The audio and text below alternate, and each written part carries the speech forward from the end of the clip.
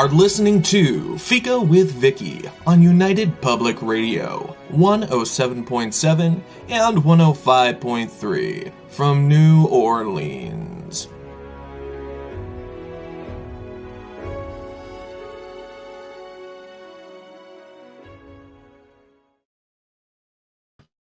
Hello, everyone, and welcome to Fika. Our guest today is Kim M. Watt. Kim's the author of the Gobelino London PI series, The Beaufort Scales, a cozy mystery series with dragons, and What Happened in London, a D.I. Adams prequel. Yes, Kim's books are full of dragons, talking cats, cake and tea, wit and mysteries, but there's something beneath that magic, a subtle strand connecting us to this world.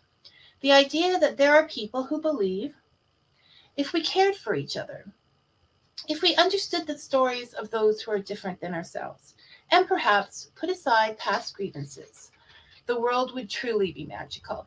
And I believe that Kim M. Watt is one of them, creating magic in this world with each of her books. Welcome to Fika, Kim. Thank you. Thanks for having me on. It's awesome. Oh, it's a pleasure. I've been looking forward to this, and you've been a great sport with the tech issues that we had earlier. So, thank you for that. Okay, No worries. Hopefully, it's all going to be fine now. everything will be great. It's just going to be wonderful. Before our conversation gets started, and since I'm in a D.I. Adams mode, would you mind giving our listeners and watchers a briefing on your books? Absolutely. So, yeah, at the moment, there's kind of two series, plus the D.I. Adams book, which is planned to be the start of another series. And so the Beaufort Scales series was the first one that I started with, and it's a cozy mystery with dragons. So it does follow the sort of cozy mystery of small towns, tea parties, ladies of a certain age, but with dragons. So just something a little bit different. And then there's the Gobelino London series, which is follows the adventures of a scruffy PI and his human, because the PI happens to be a cat. And that's set in Leeds. So all the books are set around Yorkshire, which is north of England. Other than the D.I. Adams, which is actually a prequel to the Beaufort Scales series, following the detective inspector before she became a detective inspector and before she came to Yorkshire. And I'm so glad you wrote that because reading reading the Beaufort Scales first book, Baking Bad, I was just the whole book. It kept saying after what happened in London, and I was like, "What happened in London? Like, I need to Oh, know." I waited ages to write that book because I was just like, yeah, something definitely happened in London because I keep saying it. So what happened? And there a lot happened in London, people. Okay, It a lot happened did. in London. But if you haven't started with her series yet, I might suggest you start with that one before going into Beaufort, because then you won't be doing what I did. Now, you also have an analogy. You also have a book of short stories called Oddly Enough. That's out there. And I haven't had a chance to venture into it yet, but I'm going to because I'm sure with everything else I read, it's spectacular. Can you tell us a little bit how that came about? Um, yeah, so for me, short stories are they're playing basically. So there's a lot less time investment of time and the building of sort of intricate plots and that kind of thing in a short story. So for me, often between novels, it's a really fun way just to get my creativity going. So I really enjoy writing short stories. And although they don't seem to be as popular now, as far as people don't buy them as much as maybe they once used to, I still, yeah, I really enjoyed them and I enjoy writing them. And often they'll also become something larger. So the Beaufort Scales series started as a short story. The Gobelino London series started as a short story. So often it's how I discover characters and discover the ideas that sort of carry me forward into the next books. And you you obviously love to write. Like that is obviously you found your passion, no doubt. Because if my count's right, and correct me if I'm wrong, you've written 14 books in 3 years? 15 with the short stories? 15 with the short stories. Yep. Um, How do you do yeah. that? I often wonder. um, yeah, I'm often sort of thinking, yeah, I could do a lot more. I could write a lot more, but I seem to keep moving and moving countries a lot in the middle of all of this. So it's yeah, I wouldn't say that I'm particularly good at setting a schedule. My editor will confirm that. The amount of times I've sort of said, oh, I'm just really sorry, can we just push this back by a month? So yeah, as to how I do it, it's I put the time in basically. I prioritize my writing time. I prioritize the work that needs to be done for the books because these days it is my full-time job. It is what I do, and so I do treat it as a job. I don't sort of write when I feel like writing. I write when I need to. And the pressure obviously works for you. Like It no does, and writing, no tea. It works that way. basically, yeah, yeah. Or I might have to switch to off-brand tea, and I mean that would be a disaster. I don't know because after there's Kim does put a warning at the beginning of Baking Bad that you will be craving cakes. But I feel like she should be putting a whole lot more warnings on there because like, I want Yorkshire tea now, but I have to go to a special store to get it. And I didn't have time to do that. Also, toasties, cheese toasties, which are grilled cheese in North America. That's worse than the cakes, Kim. That it's just like every toasties. And I'm like, Oh, I want but they're toasties. so good. For dinner, we're having toasties. Okay. Whether they're fancy or not, I don't care. But I told my husband, pick up some more bread on the way home because this is what we're having for supper. Okay, that's the way Oh, it you is. can't go past it. You can't. So, so yes, you just it's a priority, and you make it so, and you just write. There's no Yeah, question. I mean, it's. I think that there is a certain mix. So there are days when, for whatever reason, my headspace isn't right, and I sort of build that into the expectations of when I am writing, of knowing that I also need to take that time to step back. And also, as an indie author, there's other work that I have to be doing as well as the books. So there's advertising and there's work around publishing that still needs to be done. So I do try and make a schedule. I do try and stick to it, but Then often you it doesn't move. necessarily work. Yeah, exactly. Then I move, or I have these amazing ideas. Like when I just at the end of March, I actually moved back to France from New Zealand, and somehow I thought that I would arrive in France at the end of March, and by the end of April, I'd have two. Somehow I had it in my head that I would have two books, one with the editor and the other one almost finished. And I actually don't know how I think time works sometimes. It just happened. Yeah. Just magically, Kim. You did it magically. That's how it happened. Honestly, this was the problem. I didn't do it, but I thought I would. Well, you know, it happens. Can you just a little bit louder, please? Oh, sorry. No, no, Yes. no, that's okay. Don't worry about being too loud. Too loud is good.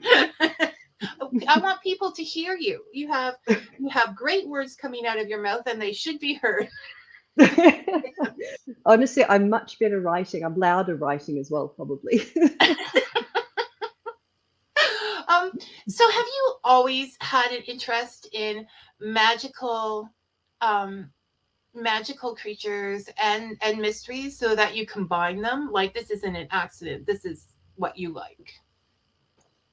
Yeah, I mean, certainly the magical side of things. So I grew up on the Moomin Troll books, which I don't know if you know of them, but they're quite a beautiful oh, now I'm going to forget. I think she was a Norwegian woman that wrote them. But they were about these little strange little creatures, the Moomin trolls, which lived in Oh, the yes, I little love the woods. Moomins. Oh, there we go, perfect. So I sort of grew up on them, and then on Narnia, and then into Lord of the Rings and that sort of thing. So I was a big fan of fantasy when I was younger.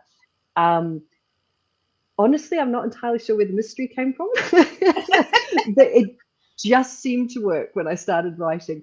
And so, yeah, that combination somehow of having, I think what the mystery did was it gave me something that grounded the story, grounded the magic within this world, and Right. something that sort of made sort of a human kind of logical sense. And then you could build the magic around it.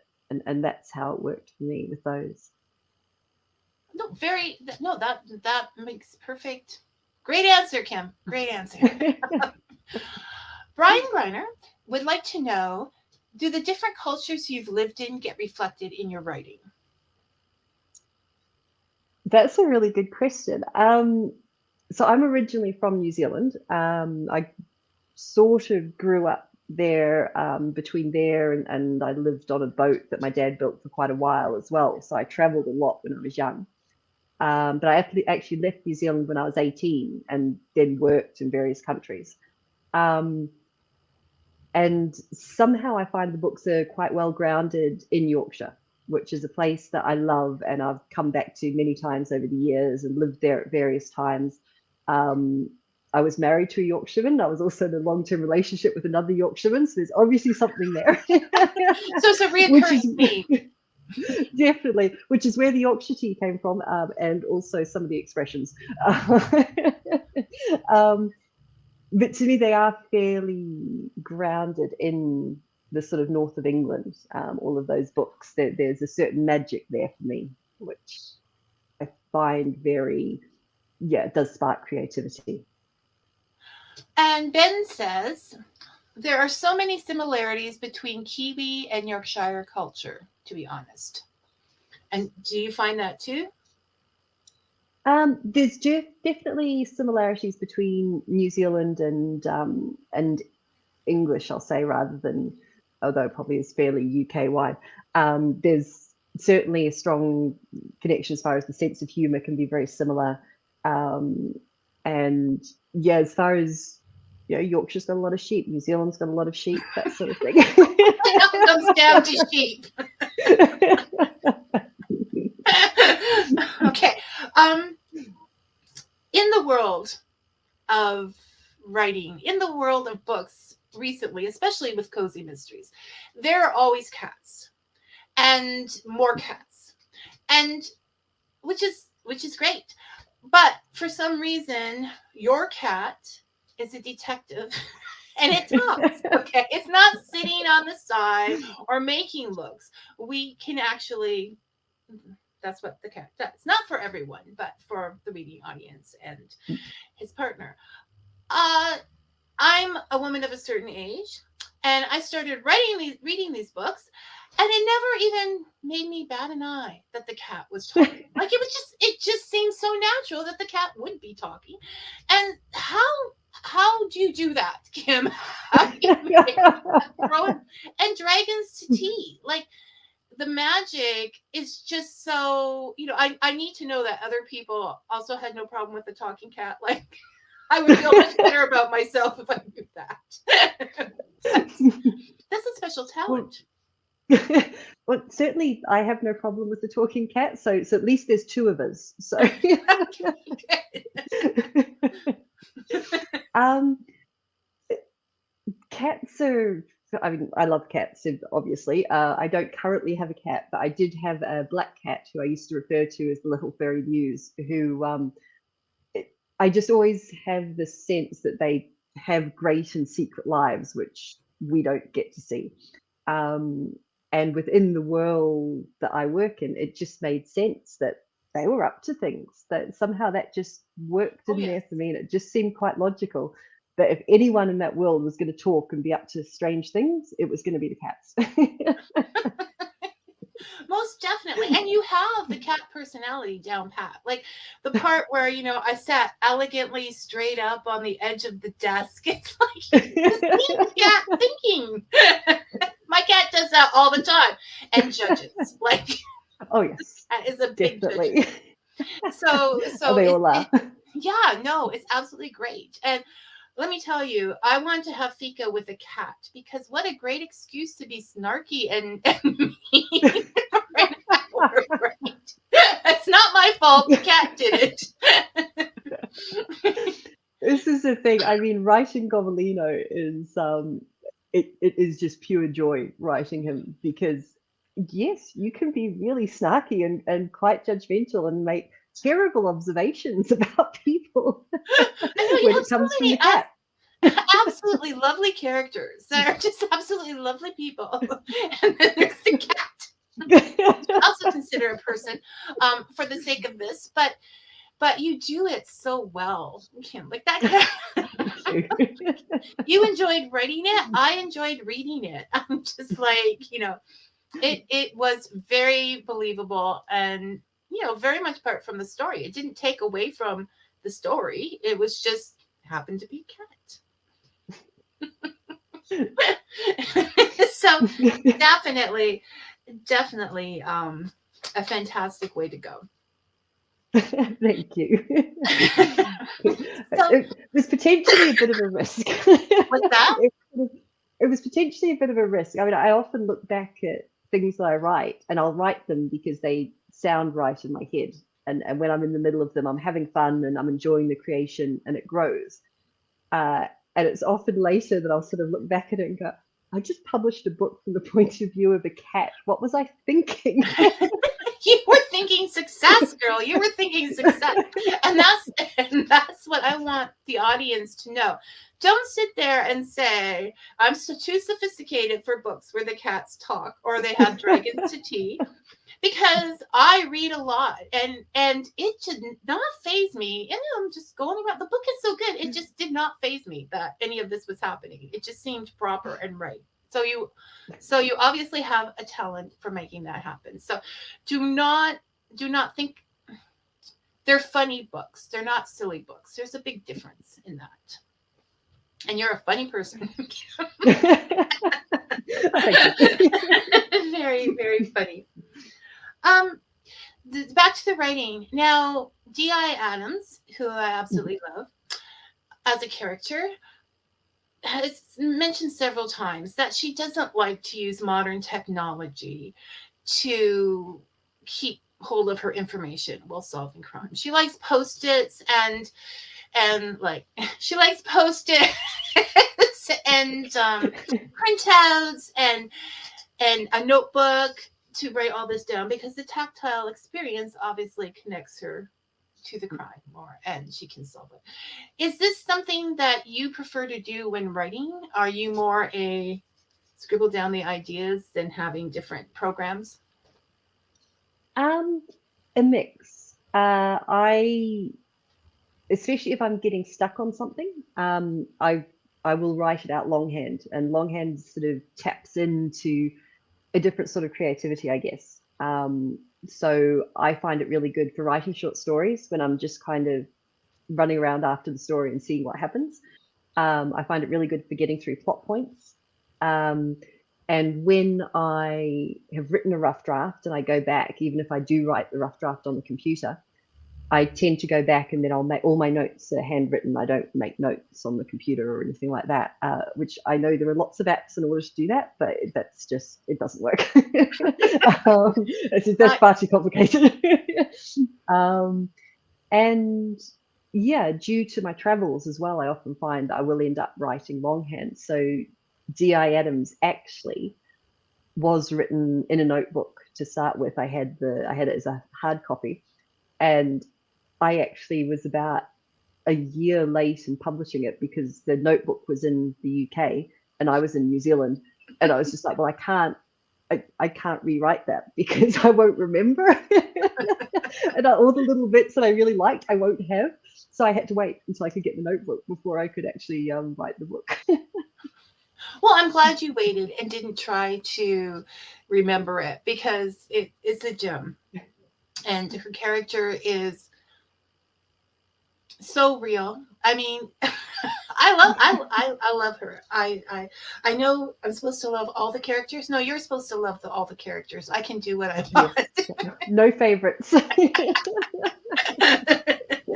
But she is my favorite. Not taking anything away from anybody, she's just so down to earth, and she doesn't want the gifts that she's been given. Like, no, no, no, no, no, no, no. And sometimes we don't have a choice. I do, however, like the part that you can grow gifts stronger.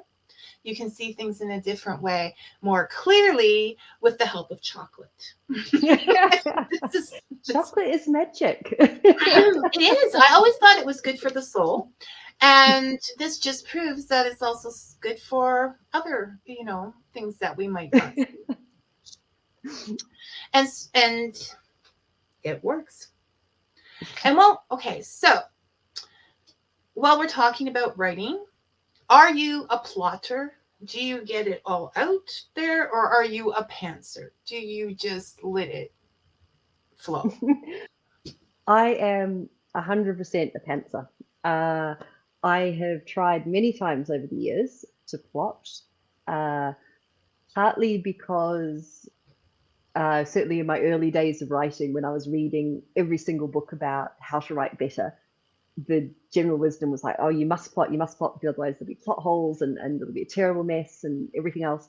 And so I tried, and I tried many times. And what would happen was I'd sort of get the characters in place, and then they'd just stand there and they wouldn't do anything. And if I tried to make them do things, they'd be really wooden and awful, and it just didn't work. And so either I'd have to go back and start again, or I'd just kind of start ignoring the plot, and then the characters would start sort of running off and doing things. And all that time I'd spent plotting would just be completely wasted.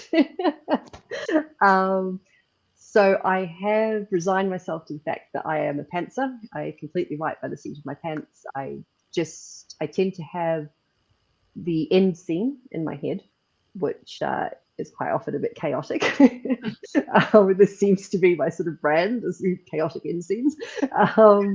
And I'll have a starting point, and sometimes the starting point will be a scene, or it will be a line, or it can be something as simple as that. And I just start writing towards that end. It does mean that after my rough draft, quite often when I sit down and make my notes, that's when I kind of put things into either a sort of a 3-act, sort of the classic 3-act save the cat thing, or a plot circle or something like that, just to make sure that I'm hitting the plot points when I need to. So often there's rewriting required at that stage. So it can be a bit of a longer process, I guess, than if I plotted it right from the start. But for me, it's more natural, more organic. And so I've kind of accepted that I have to do that little extra bit of work in order that I get this sort of story at its heart when I first start out. Well, you're just doing the work in the middle instead of the beginning. Like, really. There's that.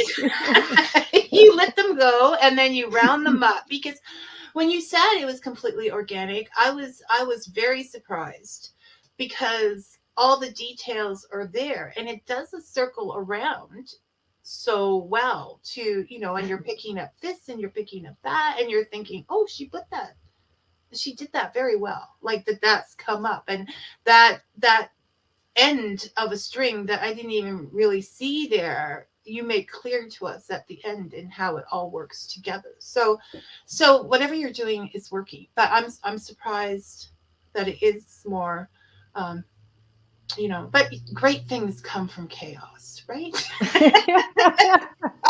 It's which I tell myself. So yeah, no, great. It works. It works. What you're doing is work. Don't ever change it, Kim. Don't ever change it. Thank you. I shall continue with the chaos. Personally, I enjoy the chaos anyway, because it's I can't remember whose quote it was, but it was something about no surprise in the writer, no surprise in the reader. And there is something delightful about when you're writing along and you're chasing these characters, and all of a sudden you're like, wow, that bit that I put back there, it's just come into play here. This is awesome. And there was something really exciting about that. So you're watching it being written instead of actually doing it. Well, no, I mean, because you would be able to obtain more excitement if you don't know what's going to happen, right? Exactly. So your excitement, your passion and thrill is going on to the readers. Yeah, I definitely like to think that because, yeah, I do have a lot of fun writing them. So I hope that comes across in the reading as well. Well, I read them and I think it came across. Excellent. One thumb up here. Well, I mean, all the fingers up here. Okay. What does Mr. Griner have to say now? I quite like the covers of your books. I agree. I like them too. Simple yet eye-catching. Do you do your own covers or do you hire an illustrator? Well, thank you for that. I love the covers as well. I have an amazing cover designer who is, I think she's a bit of an author whisperer, actually, because you sort of say to her, well, I need a cat and a man. It needs to be sort of magically. And somehow she translates magically and makes it all work. So, yeah, she's brilliant. I did, when I first started out, have a go at making my own covers, and I am not I am not a cover designer. I discovered that very quickly. You don't know till you try. There we go. We talk about that. Do it yourself publishing, and as the world continues, authors have to be business people, art, like so many things. So some things you do, some things you contract out. That's just like the house, right? Exactly. And it is an art form. Good cover design it's an art form. There's so many elements that go into it to capture that essence of the story, and yet make it something that you can see it in a thumbnail on Amazon, and it stands out, and yet it forms part of your brand. So there's not too much, there's variation, but not too much variation. And yeah, no, that's way too complicated to me. I'll stick with cats. I'm getting exhausted just hearing you go. It's like too much thinking. She just wants to write a book, people. Yeah. That's the way it is now. People don't understand how much. And on top of that, you're supposed to do social networking to keep people's interest. And Lord knows what else. There's no time. Build websites. There's no time for toasties and tea. There's always time for toasties and tea. Well, I'm making time today, even though it won't be Yorkshire because I have to go out to get that. Your characters, and I think that's part of why we believe that the cat can talk. I'm going to keep coming back to that because I still can't get over the fact I just went, talking cat, let's move on. I think the reason people believe that the cat can talk and that dragons come to tea is because their characters are so strong. And your characters, I'm not talking strong as in they're brave, they're courageous. They just leave an imprint. That's it. Mm-hmm. Your characters leave an imprint. Now, in Baking Bad and the Beaufort Scales series, this is there. We work with the Women's Institute, the WI, mm-hmm. and they are a force to be reckoned with, and nobody messes with them because there's somebody's mother or there's somebody's aunt, and they just do what they want because they rule things. Pretty much. Now, I grew up in a rural area, and we had the Women's Institute, and lovely, lovely ladies, but nobody told them what to do. Like, this is what's happening. This is how we're going to raise money. So-and-so is going to do this. So I was laughing so loud because you captured that so perfectly in your writing. And do you think of yourself as, I'm not, I think of you as this. So you're not saying, oh, I'm wonderful. But do you think that you're a good observer of human behavior? Like, how do you make these characters, even the cat, I know that cat. I've met that cat before. Like they're just, how do you bring that realism to your characters? Um, yeah, I mean, I would say that I think most writers, to be honest, are pretty good observers because that's sort of how you gather it. You notice people's quirks and tendencies, and that just slowly becomes absorbed and comes out in different characters. Um, and yeah, for me, the characters are very real. I write about characters that I would want to read about and that interest me. Because if they're not complex enough to interest me as a writer, uh, I'm not going to enjoy writing about them, and they're not going to be very interesting to the reader. So to me, that's just a key part of the story. The characters have to be someone that you'd want to sit down and have a cup of tea and a scone with, or a bowl of custard if it's the cat. Even just to see what they're going to do next. Exactly. there is stuff going on here. Rachel Patterson says, absolutely love the Beaufort Scales series. Oh, thank you, Rachel. And I'm bringing this up here because it was on Rachel's Facebook page that I learned about your books. She had put up a post saying, you know, please people read these books. You have to read these books. And so I said, okay. And I trust Rachel's fantastic. So I read the books and I was like, yeah, I can see that connection with cakes and laughter and stuff. So people do pay attention when you write on your Facebook pages. I really love that book, people. So keep doing that. Read these books. Tell other people that you love them, because you will. That is, and that is the most wonderful, not just recommendation, and which is obviously fantastic as an author, but just the most wonderful sort of reinforcement to hear that people are enjoying the books, because then you just want to go and write more books. So, well, I don't think, and I've said this before. Excuse me, I'm sorry. I think we have a lot of dust and smog happening because of a fire situation in the north of the country, and and I don't know. I think it's affecting. So that's my excuse, people. I apologize for the clearing of the throat. Okay, I think that people don't understand enough that authors are people.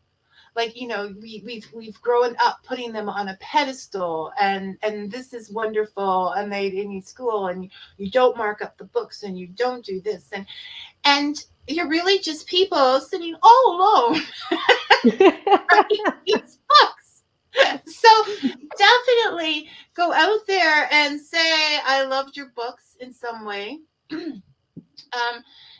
Message, well, just on Facebook, say, I loved your book. You know, like go follow Kim on Facebook and just put little hearts and things on her stuff, and she will feel so much happier. You think she's happy now?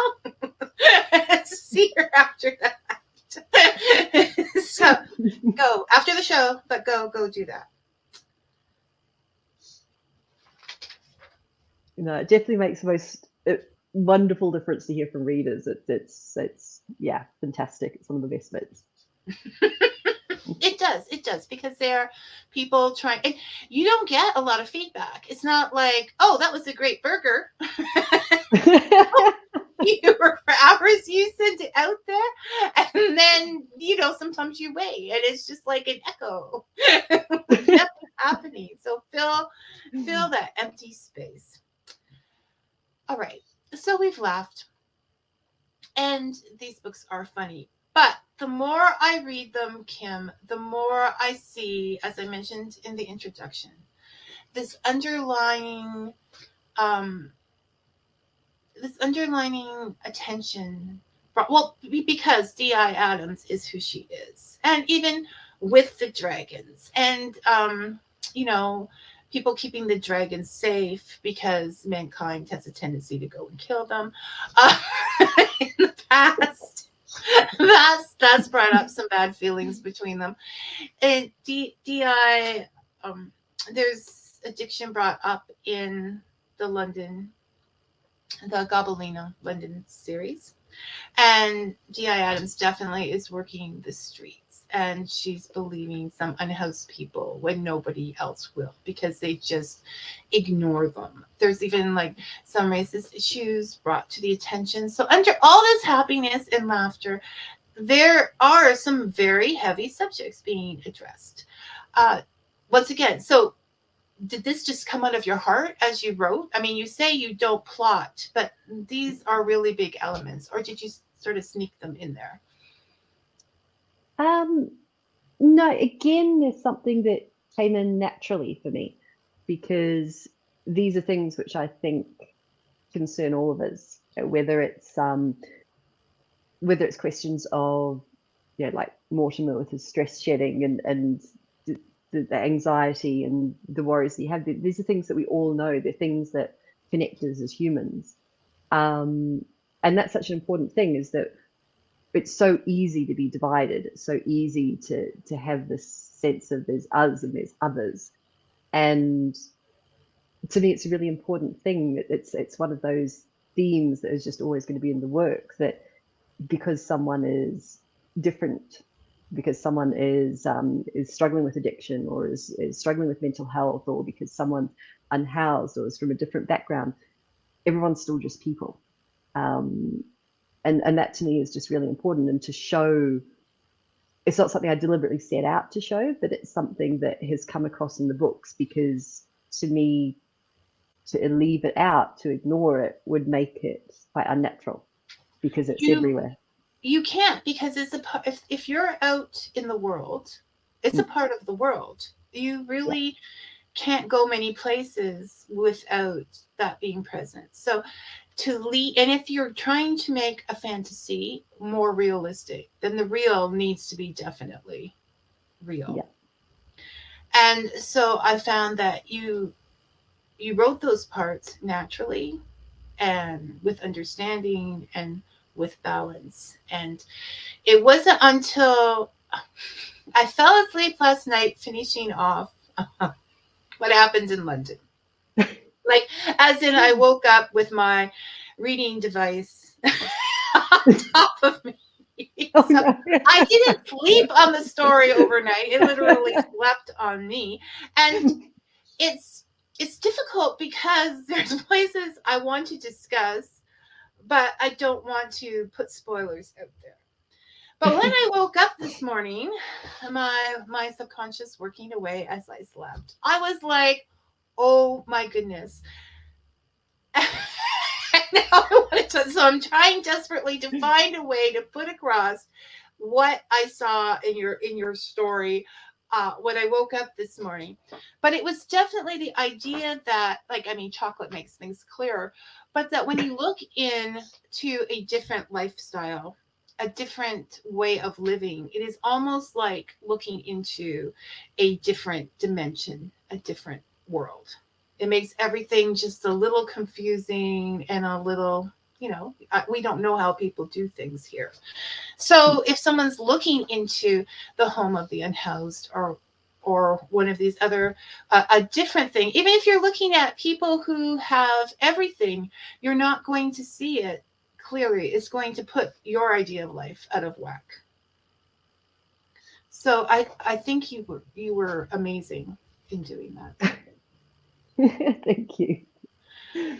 And I can't go the other places I want to go. But I think I'm going to have to start something where I can discuss these books with other people that have read them. Like, go read Yeah, Kim's books.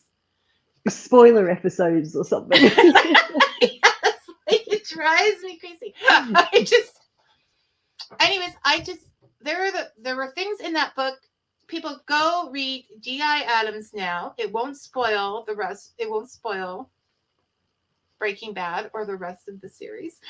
Go read it, and then come over to me on Facebook and message me on Fika with Vicky, because I need to talk about it. I will be emailing Kim saying, "Okay, I gotta get this out of my system."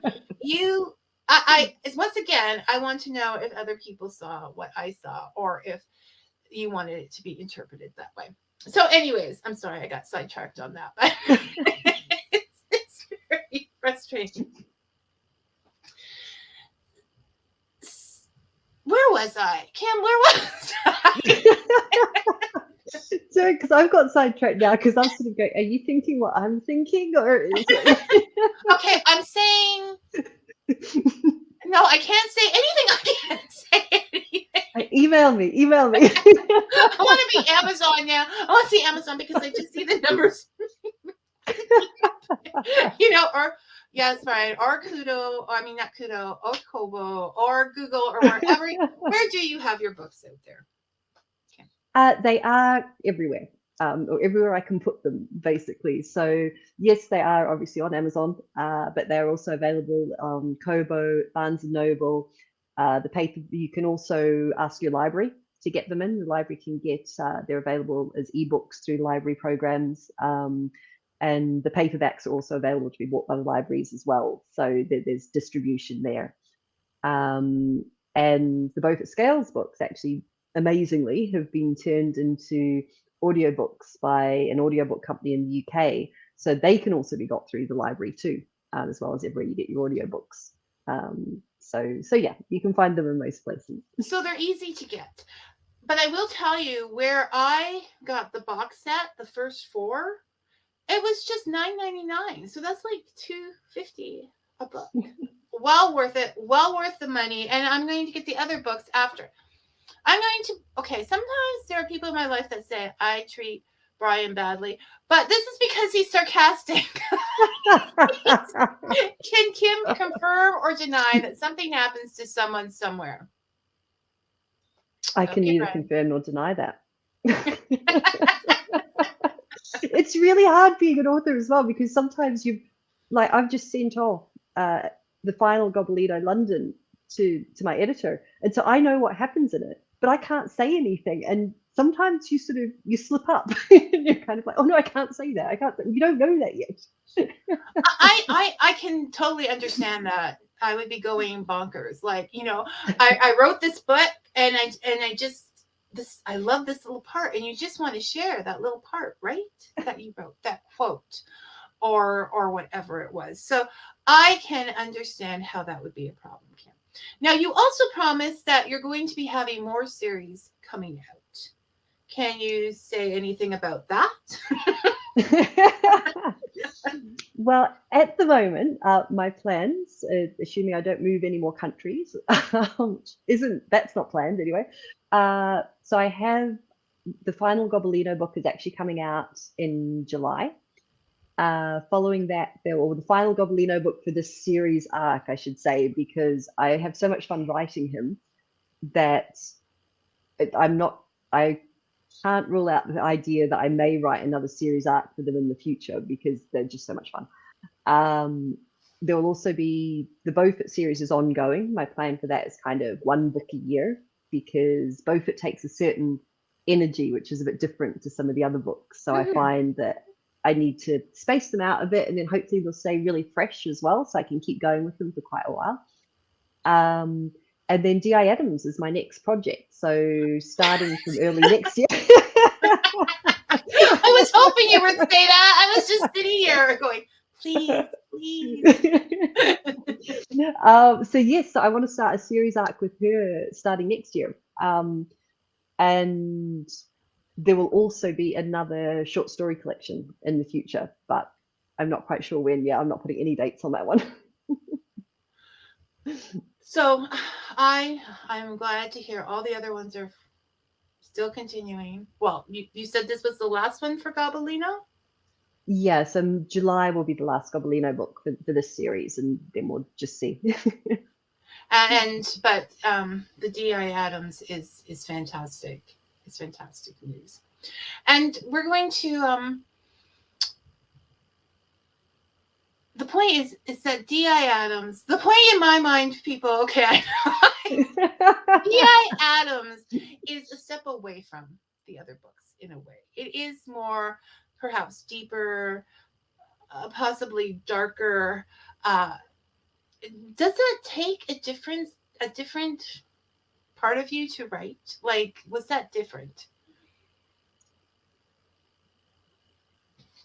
Yeah.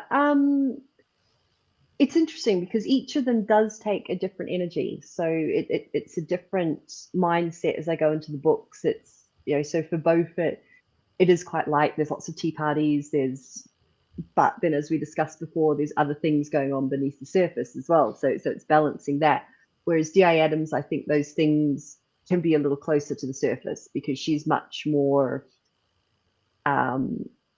to outside the world of Toot Hansel to a certain extent, because Toot Hansel, the village in which the Beaufort Scales series is set, is kind of a very idealized cozy mystery village. It's ringed about with little rivers, and it's got a bottomless pond that there's geese in there. You don't go near the bottomless pond, and so there's magic within that town. Whereas she is a very practical person who's grown up in a city, and she has a very different perspective on things. So yeah, it does take a different energy to write hers, but it's great fun as well.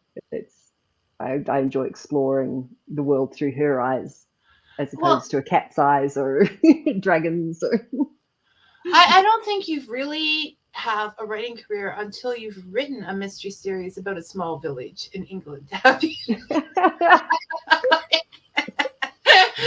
So many things happen in those small villages. I think they're quaint and wonderful, but I don't want to live there.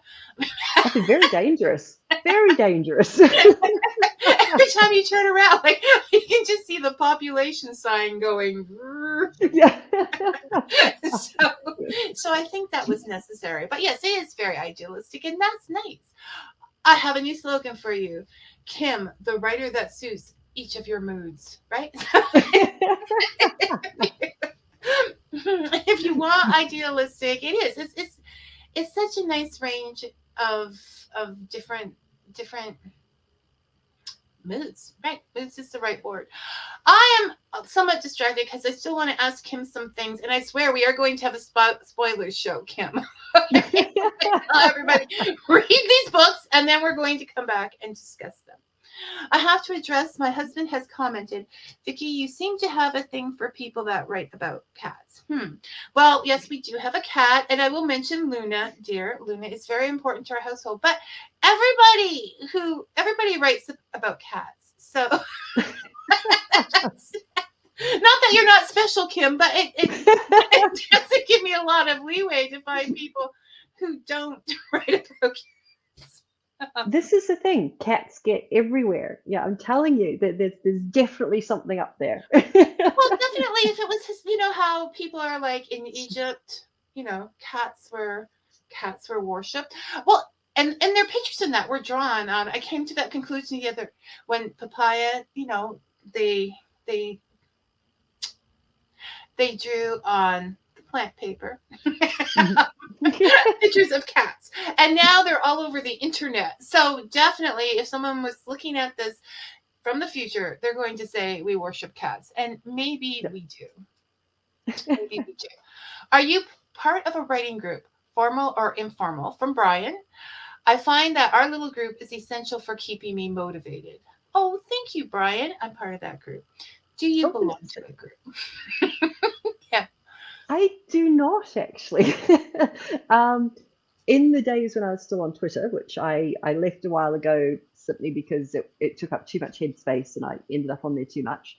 I used to chat with a lot of writers. We weren't in a formal writing group at all, but sometimes we'd swap critiques and that sort of thing. But these days I'm not. I have my beta readers who are fantastic, and they're who give me feedback on sort of the earlier versions of the book. But other than that, it's sort of me and my cup of tea. Well, you're motivated by the editors who are like, and the fact that you're doing this full time. You see, retirement is a setback, right? Because Kim still has to get there. So it really depends on the people, I think, how motivational it is. And Brian has exceptional people in his group, like me, and the time that you have, right? Rachel says, I would live there for the cake and dragons. Yes, it is a lovely world. Honestly, I'm I'm doing a spoiler show because I just have to talk about these things and I can't. Just not Okay. Jasmine's cake. Just skip Jasmine's cake. That's the only thing. There's all kinds of different cakes. There's Spanish. No, I agree with the mincemeat pie, even though it's not Christmas. Mortimer has my vote on this. It's like, there's mincemeat pie and it's not even Christmas. Well, oh, okay, I can share that. I don't give my husband, if I can keep him in the little box on the side. He wants to know if, since you're from New Zealand, did you ever visit where they filmed The Lord of the Rings? Because you mentioned that earlier, that you grew up on The Lord of the Rings. I did not. So there is obviously the big Hobbiton tour that you can do and that kind of thing. But oddly, I've never, I guess the movies weren't such a big thing for me. So, I mean, they were good and I enjoyed them. But yeah, the book was kind of my thing. And so going to see the movie set and that was never really a big draw for me. Well, because it was impossible to really put the books into movies. There's so much Yeah. there. And books are never the movies. They're never ever as good because you can't get all that thought and stuff. They need to make a TV series about a mystery series about Beaufort Scales and the town. Well, Netflix. No! Who do we talk to? Like, that can put this in motion? Because I watch all these shows and I'm running out. And I would definitely like to watch that one. I think it's been short. You just started writing it in 2018. I don't know how they would do the dragons. I love the dragons, by the way. I want them. I was talking to my son about it. He's like, "Well, how did the dragons get into a car?" I told him, but the rest of you have to understand that 2 dragons can fit into a car. They can. Even when the car in question is a proper vintage VW Beetle, you can still get dragons in there. Right, and that's going to leave an image in everybody's mind.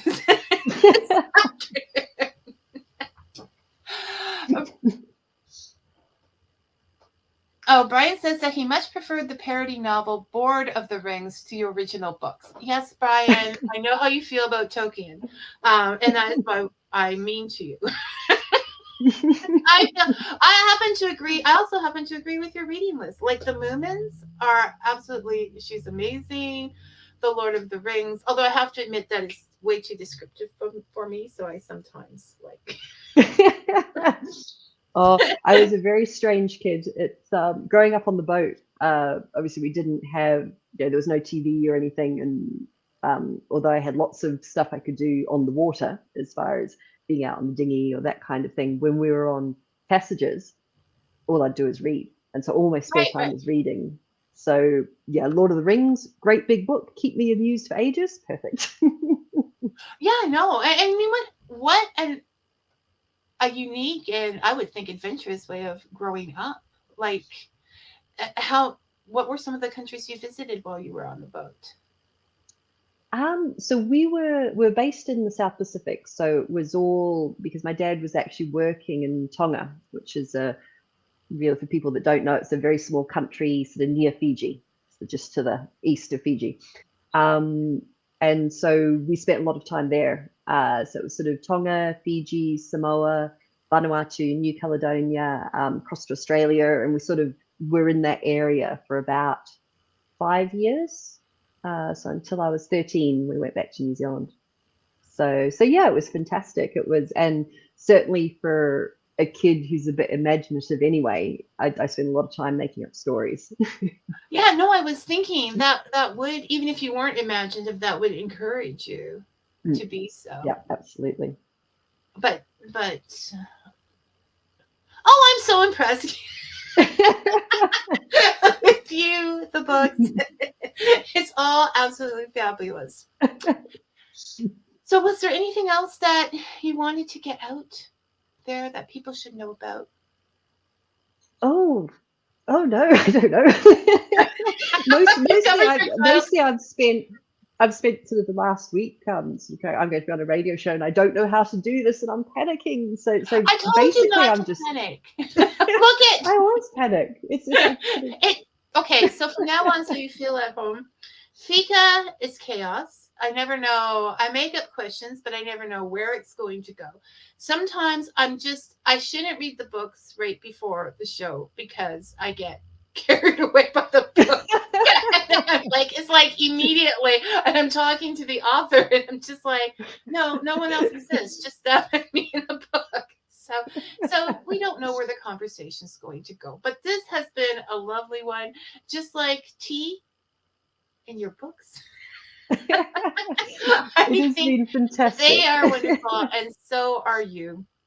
And I've got to work something out because this we need to have spoiler episodes where we can talk about the books and only. I mean, I'm not sure if the station manager will like that. Have restricted the viewership of the listeners. Private broadcast. Okay, turn it off now if you haven't. But it has been absolutely lovely, and I've really enjoyed having you here. And yeah, we need to talk again. Yes, this has been fantastic. Thank you so much. I mean, absolutely, I was terrified because the whole thing was very new. I was like, oh, technology and people, and oh no, it's horrifying. I'm a writer. I don't talk. I write. You But did. thank you so much. It's been wonderful. And now go do other radio shows or whatever because you've got this under your belt. Tell the world about your wonderful books. Okay, you take care, and we'll talk later. Okay, Kim. And Bye-bye. you. Thanks very much. Bye. Okay, next week. Let me move ahead in the book because I'm still thinking about it. Our guest next week is MJ Moores. MJ is the author of Adventure, regardless of their genres. We'll be focusing on her Demon series, which has been described as Men in Black meets Supernatural. And I'd have to agree with that. We're also going to discuss her editing experiences, which includes freelancing to indie authors. Why do you want an editor? What can you expect from an editor? And what can that editor expect from you? I hope you enjoyed the show today because I certainly did. And until next week, may your coffee be hot and your story sweet. Thank you for listening, everyone. And we're going to go to the music in just a second.